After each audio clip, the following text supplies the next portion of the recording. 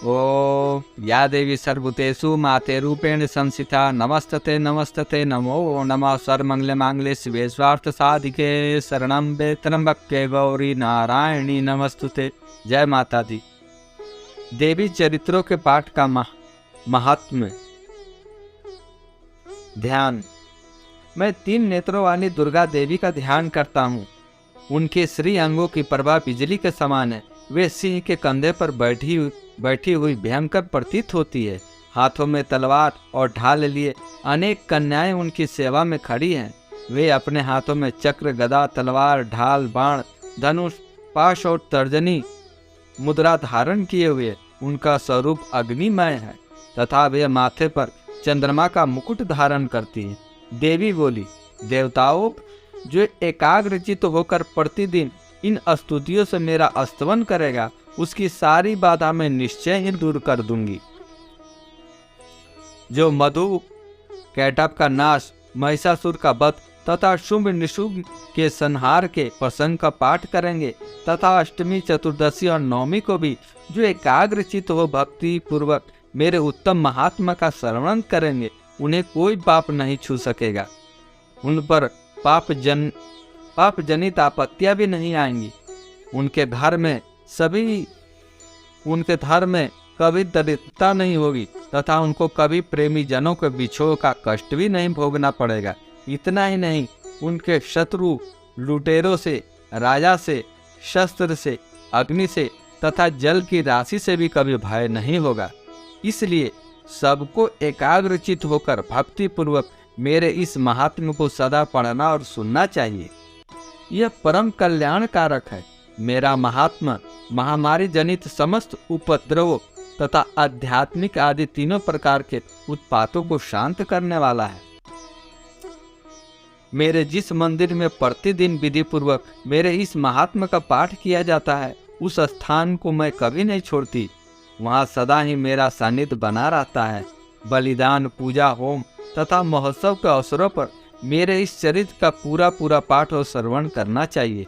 ऐसा करने पर मनुष्य विधि को जानकर या बिना जाने भी मेरे लिए जो बलि, पूजा या होम आदि करेगा, उसे मैं बड़ी प्रसन्नता के साथ ग्रहण करूंगी। शरत काल में जो वार्षिक महापूजा की जाती है, उस अवसर पर जो मेरे इस महात्म्य को भक्ति पूर्वक सुनेगा, वह मनुष्य मेरे प्रसाद से सब बाधाओं से मुक्त तथा धन, धान एवं पुत्र से संपन्न होगा। इसमें तनिक भी संदेह नहीं है। मेरे इस महात्म्य में मेरे प्रादुर्भाव की सुंदर कथाएं तथा युद्ध में किए हुए मेरे पराक्रम सुनने से मनुष्य निर्भय हो जाता है। मेरे महात्म्य का श्रवण करने वाले पुरुष का शत्रु नष्ट हो जाते हैं, उन्हें कल्याण की प्राप्ति होती है तथा उनका कुल आनंदित रहता है। सर्वत्र शांति। कर्म में बुरे स्वप्न दिखाई देने पर तथा ग्रह जनित भयंकर पीड़ा उपस्थित होने पर मेरा महात्म्य श्रवण करना चाहिए।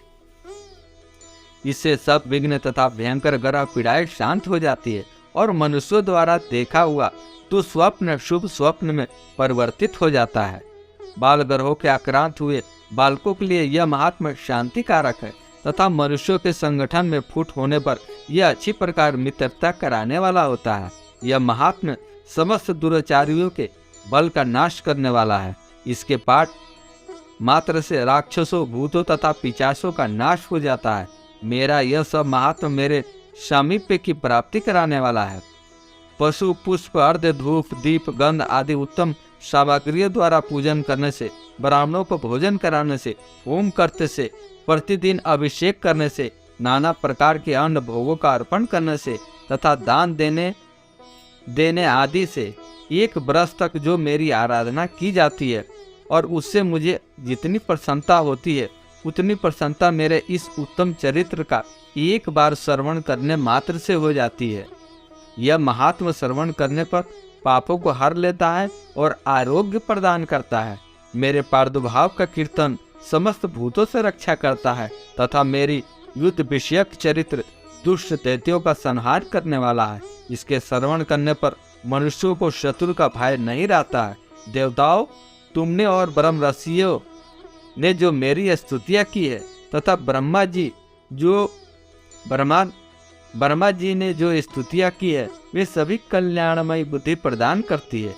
वन में, सुने मार्ग में अथवा दवा नल से घिर जाने पर, निर्जन स्थान में लुटेरों के दाव में पड़ जाने पर, या शत्रुओं के पकड़े जाने पर, अथवा जंगल में सिंह, व्याघ्र या जंगली हाथियों के पीछा करने पर, कुपित राजा के आदेश से वध या बंधन के स्थान में ले जाने पर,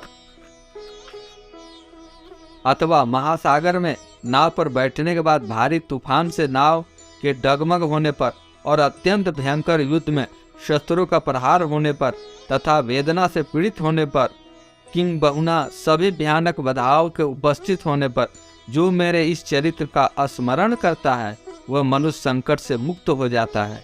मेरे प्रभाव से सिंह आदि हिंसक जंतु नष्ट हो जाते हैं तथा लुटेरे और शत्रु वे मेरे चरित्र का स्मरण करने वाले पुरुष से दूर भागते हैं।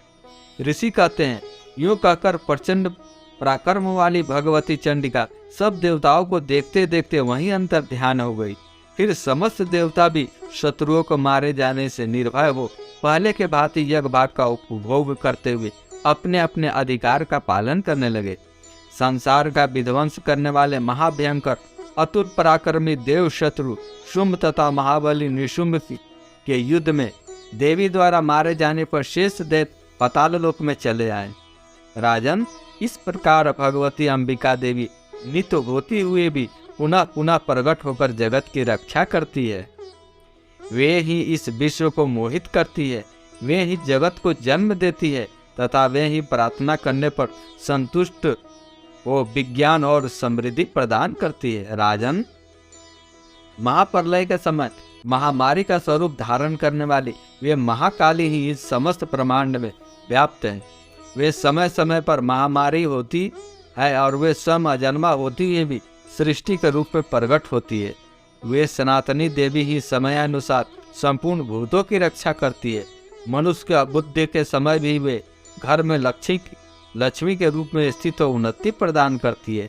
वे ही अभाव के समय दरिद्रता बनकर विनाश का कारण होती है। पुष्प, धूप और गंध आदि से पूजन करके उनकी स्तुति करने पर वे धन, पुत्र, धार्मिक बुद्धि तथा उत्तम गति प्रदान करती है। इस प्रकार श्री मार्कंडेय पुराण में सार्वणिक मनमंत्र की कथा के अंतर्गत देवी महात्म्य में फल स्तुति नामक 12वां अध्याय पूरा हुआ। 13वां अध्याय सूरत और वैश्य को देवी का वरदान।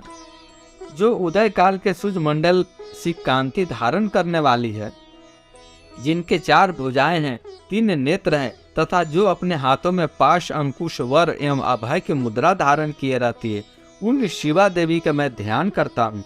ऋषि कहते हैं, राजन, इस प्रकार मैंने तुमसे देवी के उत्तम महात्मा का वर्णन किया जो इस जगत को धारण करती है। उन देवी का ऐसा ही प्रभाव है, वे ही विद्या उत्पन्न करती है। भगवान विष्णु के माया स्वरूपा उन भगवती के द्वारा ही तुम ये वैश्य तथा अन्य विवेकी जन मोहित होते हैं, मोहित हुए हैं तथा आगे भी मोहित होंगे।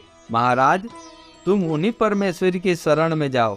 आराधना करने पर वे ही मनुष्यों को भोग, स्वर्ग तथा मोक्ष प्रदान करती है। मार्कंडेय जी कहते हैं, कौष्टुकी जी, मेधा मुनि के ये वचन सुनकर राजा सूरत ने उत्तम व्रत का पालन करने वाले उन महाभाग महर्षि को प्रणाम किया। वे अत्यंत ममता और राज्यापहरण से बहुत खिन्न हो चुके थे। महामुने, इसलिए विरक्त होकर वे राजा तथा वैश्य तत्काल तपस्या को चले गए और वे जगदम्बा के दर्शन के लिए नदी के तट पर रहकर तपस्या करने लगे। वे वैश्य उत्तम देवी सूक्त का जप करते हुए तपस्या में प्रवृत्त हुए। वे दोनों नदी के तट पर देवी की मिट्टी की मूर्ति बनाकर पुष्प, धूप और हवन आदि के द्वारा उनकी आराधना करने लगे। उन्होंने पहले तो आहार को धीरे धीरे कम किया, फिर बिल्कुल निराहार रहकर देवी में ही मन लगाए एकाग्र पूर्वक उनका चिंतन आरंभ किया। वे दोनों अपने शरीर के रक्त से प्रोक्षित बलि देते हुए लगातार 3 वर्ष तक संयम पूर्वक आराधना करते रहे।